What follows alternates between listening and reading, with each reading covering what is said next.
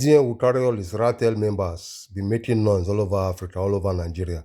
I don't see what they are doing. They'll just be making noise, shouting, Ratel, Ratel, Ratel, Ratel. I don't see what they are doing. Only to just clean streets.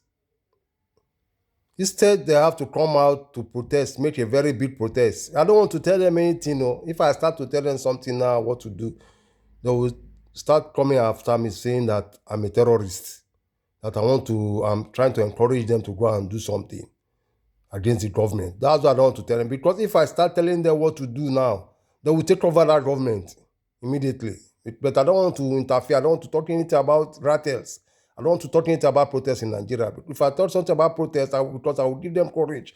And I will tell them the loopholes, what to do for them to succeed and make their protest successful. You know, VDM will be carrying them up and down. They will be shouting, rattle, rattle, rattle, rattle. I don't see what they are doing in Nigeria, blood.